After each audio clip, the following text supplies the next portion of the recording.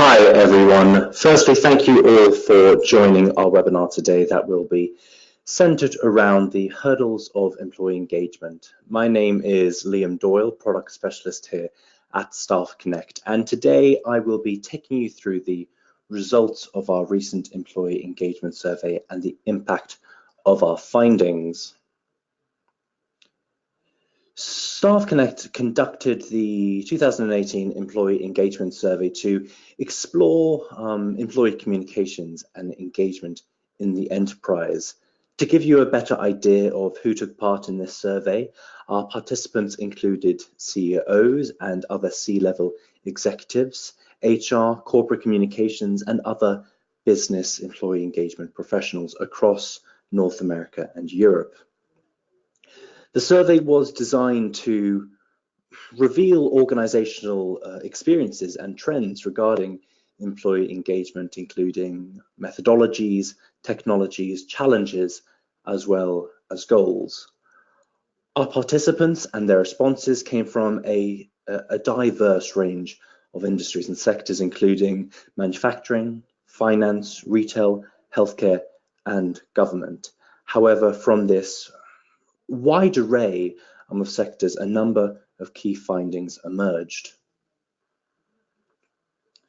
These include the fact that many organizations are still over-reliant on limited reach legacy communications to share information with employees. Secondly, engagement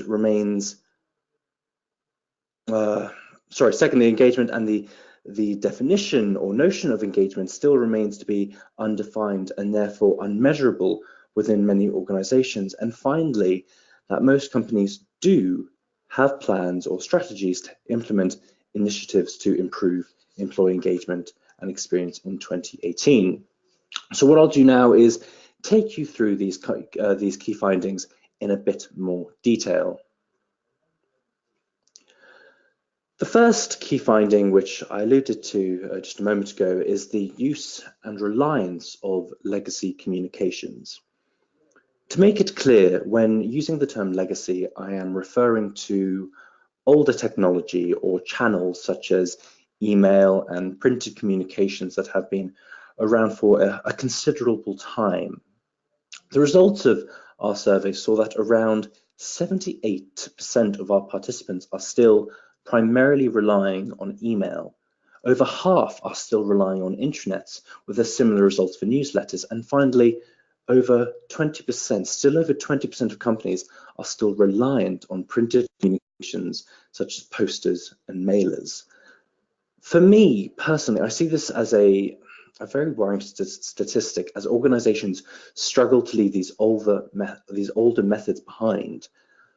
But what I find more concerning is that if you just look at the bottom of the slide here, of our participants, less than 2% are taking advantage of the opportunity to use new and innovative technologies currently available on the market, such as mobile apps.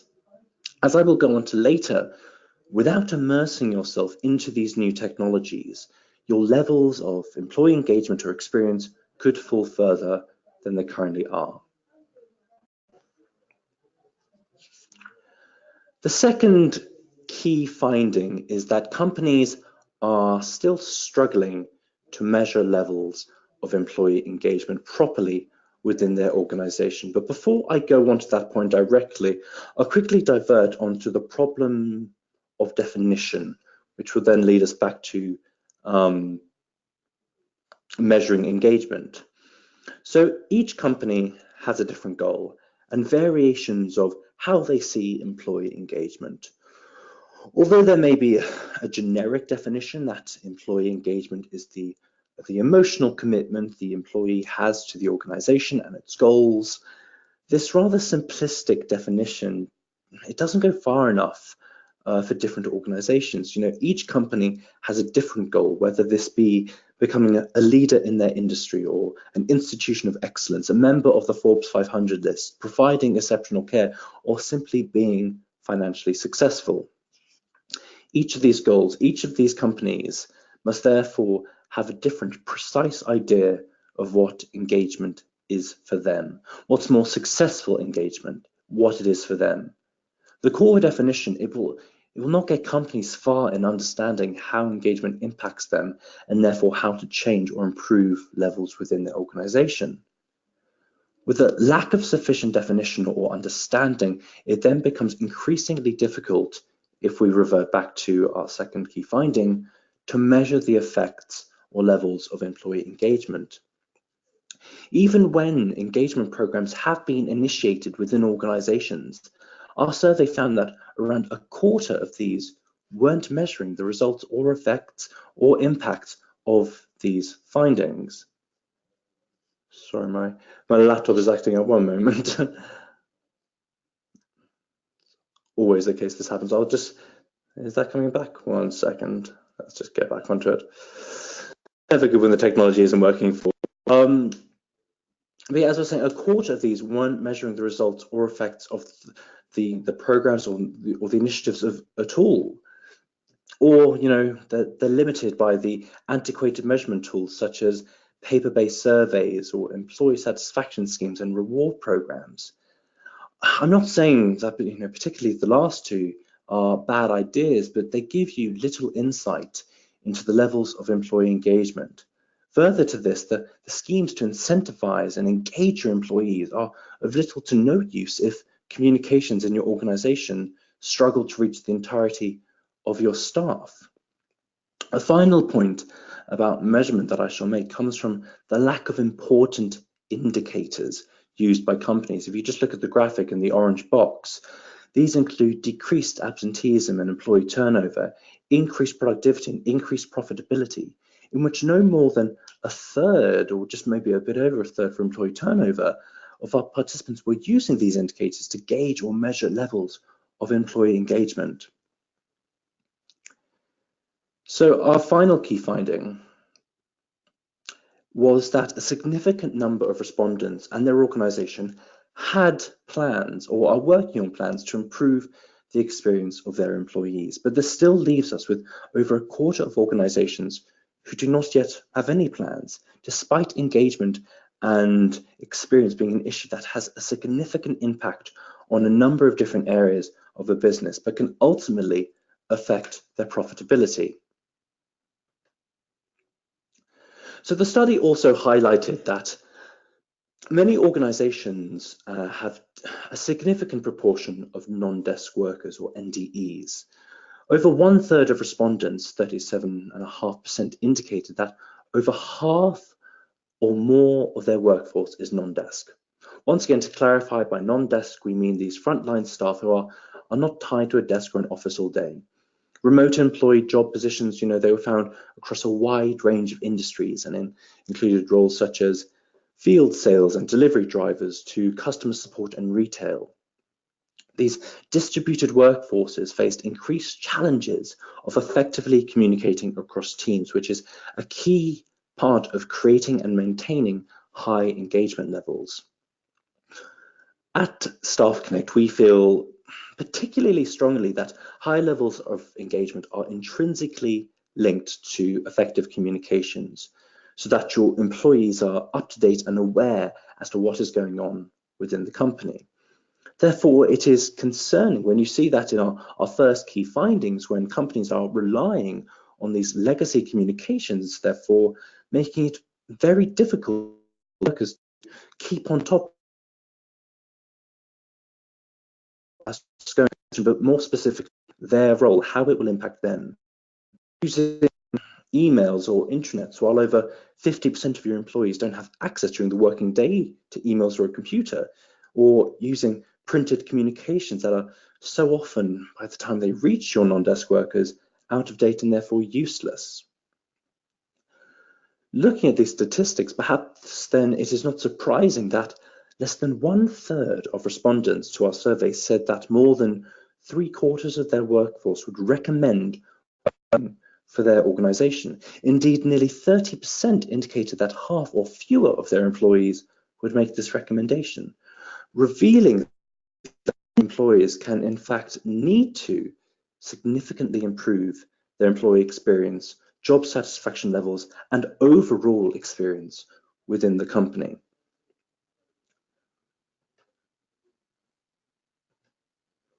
So in summary of these findings, if I just try and get onto the next slide. There we go. In summarizing these findings, it is clear that I've gone too far. Let me just go back through. There we go. It is clear that too many of today's enterprises still primarily depend on email, intranets, newsletters, and other limited reach legacy communications to share information with employees, rather than using the new innovative technologies such as mobile apps and engagement platforms. Many non-desk employees have no access to a corporate email or company intranet and are likely to remain the forgotten workforce by being left out of the loop. This will then often lead to poor morale, decreased productivity, unhappy customers, lowered revenues, and a decreased profitability. The survey also found that despite the fact that employee engagement is clearly tied to a business's bottom line, engagement still remains unmeasured in many organizations. What's more, while most organizations reported plans to implement initiatives to improve the employee experience in 2018, a segment of respondents were not prioritizing this area. Notably, while the research shows that employee engagement remains high on the priority list for management and organizations want to improve in this area, many companies will likely continue to face hurdles to success unless a shift is made to embrace these new innovative technologies and proper measurement tools. So the result of StaffConnect's 2018 employee engagement survey validated many beliefs about organizational approaches to engagement, while producing some unexpected results as well. It was gratifying and not particularly surprising that the majority of the respondents indicated their prioritization of the employee experience as a corporate initiative, with plans in place to improve it. As expected, regardless of the fact that C-level executives and other professionals recognize the importance of employee engagement, most organizations lack the proper tools and methodologies to measure it. Without the ability to track and measure changes in engagement over time and understand what those shifts are attributable to, companies will continue to struggle with increasing their engagement levels and maintaining higher levels of employee engagement. One surprise, though, in the survey results is that many HR and communications departments remain behind the times when it comes to appreciating and investing in new innovative technologies to create competitive advantage and achieve corporate goals. While the majority of today's enterprise organizations appreciate and invest in mobile technologies and other innovative tools for these purposes, a very large percentage of study respondents indicated that they are still relying on email and newsletters to reach their entire workforce, both frontline and non-desk, despite the availability of mobile platforms that could more effectively and efficiently achieve these goals. Without the proper mobile tools, non-desk workers and even frontline staff may be unable to receive the information needed to do their jobs.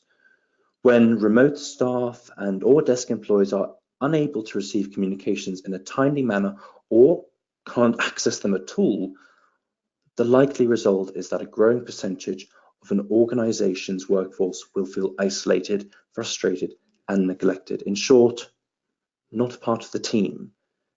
This leads to a vicious cycle of lower employee engagement, dissatisfied employees, decreased productivity and customer service, dissatisfied customers, which all impact the bottom line. The survey, though, reinforces why the topic of employee engagement must be elevated to a top leadership issue across today's most forward-thinking and successful organizations. To avoid the negative outcomes of low engagement, including lower revenue and profits, it is critical that today's HR and communications leaders, as well as C-level executives, define their employee engagement strategy, define what they mean by employee engagement and the role it plays as part of the overall employee experience and understand its impact on the organization. With this information, they can align this to the goals of the business and procure the right mobile engagement platform and measurement methodology to help management continuously identify and refine areas related to engagement that need improvement. So that brings the presentation to an end. What I'll do now is open up the webinar to any questions that you might have. There should be a section of your control panel where you can ask them. So I'll try my best to answer them. So I'll give you a bit of time to write some questions.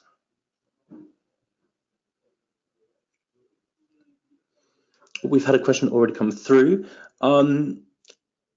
Emails have been around for so long. Does this mean surely they're a reliable form or channel of communications? So we all know emails have been around for a very long time. And many people have predicted the end of email for many years now, but that hasn't been the case. I use email every day. Probably all of yourselves do as well. They're brilliant for easy communications. That's undeniable. However, when you're trying to communicate with people who aren't looking at their computers every day, they're not at their desks because they don't work at a desk, they work on the shop floor or in factories or anything like that.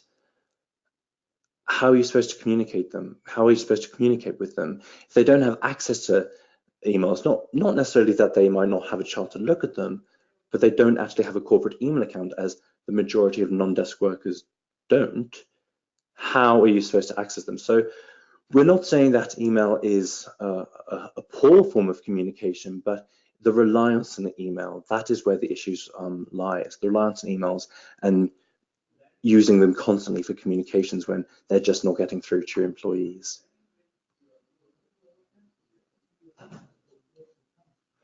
So we've got another question here. What would be the most important thing to measure when measuring the effectiveness of a new internal comms tool? So it would come in two stages, I would say. So upon first use of the internal comms tool, let's say it is a mobile app like StaffConnect, if you were to start using it, the first thing you want to measure is the adoption rate. Who's using it, when they're using it, how often they're using it, and stuff like that. Because getting a good idea of that is how you can then improve what you're doing currently. So if I take StaffConnect for an example, we have an analytics area where you can see all this granular information on when the app is being used. You can see which content is getting most traction and stuff like that to build on the use. So you're kind of getting better as you go on using the tool to ensure that you're getting the most out of it. The second part is what I alluded to earlier, by seeing how your increased levels of employee engagement via using the app or mobile technology then lead to positive areas in other end of the business, where it be increased productivity, or which then could lead to hopefully lower levels of employee turnover and higher levels of profitability. Ultimately, there are some long words here, so getting slightly tongue-tied. But yeah, so those are kind of the way I'll go. First part, you're measuring who's using the app, how they're using the app, and then the second half is what has this led to and how has that essentially impacted our company. I hope I answered that one for you. Another question here, would you use the chat function or the news section to communicate smaller, less exciting bits of news that would usually be communicated via email? So if I use StaffConnect as an example again, as you alluded to there, we have a news feed. We have two news feeds. One that is for the corporate voice, one's the employee voice, and then we have a chat feature as well. It depends how you want to use it.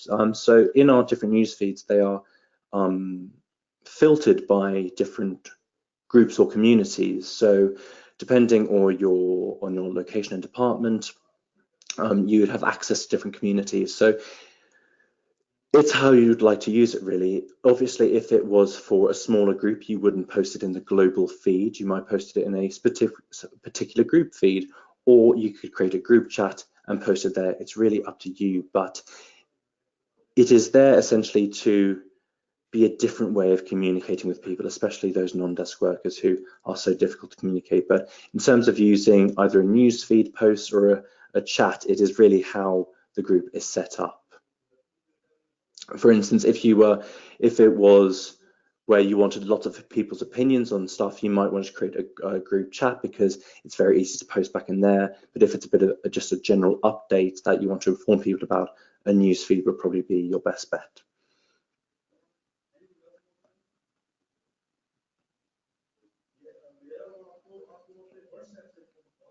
So one other question here is, what are innovative companies doing to replace legacy communications? So again, I'll have to take StaffConnect as an example. It's my best one. In terms of replacing legacy communications, so StaffConnect or a mobile app is never going to replace email, because it just can't work like that, because email, as I say, is such a good tool, but for specific areas of enterprise. But in terms of replacing other legacy communications like printed mailers and stuff like that, instead of, let's say, a non-desk worker, let's say he's working in a factory, seeing a news board that's updated monthly, he never really knows what's going on in the organization, because by the time it's posted and up in the newsletter, it's probably out of date. But by having it on the app, it is instant for them. They can get those updates instantly, whether it be through a push notification or a chat message or a simple news post. Because it is instant, it can replace all that areas of printed communications. And often intranets, by the time you have developed them and launched them, they're often out of date. So it becomes difficult to use, and often they're not mobile enhanced either. I think the way technology is going, it is leaning towards more mobile enhanced mobile technology, which is why we created the app in the first place.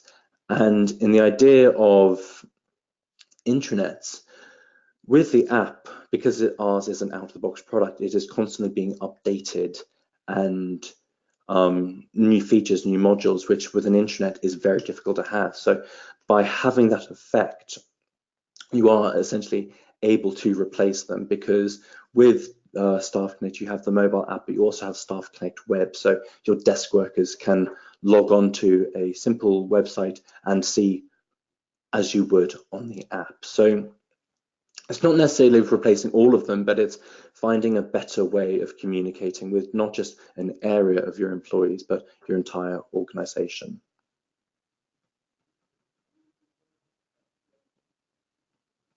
And I think that's it for questions. Thank you all those who did ask questions. I hope I answered them well enough for your satisfaction. What I'll do then is I'll bring the webinar to a close. If you do have any more questions, let me just get my contact details on screen for you. There you go. So please feel free to get in contact with me. As a follow-up, I'll be sending all of you the report itself. So the report from our survey, you'll be able to get that, read it in a bit more detail and a bit more understanding, and take a deeper dive into that. Finally, thank you very much all for joining, for taking the time out of your Thursday to come join our webinar. If you would like to find out more about StaffConnect or employee engagement, as I say, my contact details are on screen. Please do get in contact. At the end, when you log off, there'll be a very quick survey, basically asking you like when you would attend webinars and future webinars and stuff like that, just so we can kind of tailor to what you guys want, because we want you to get the most out of these webinars. So if you do have time, please fill that in. There are only 3 questions. It'll take less than 30 seconds. But otherwise, thank you very much for joining, and I hope you have a very good day. Thanks. Bye.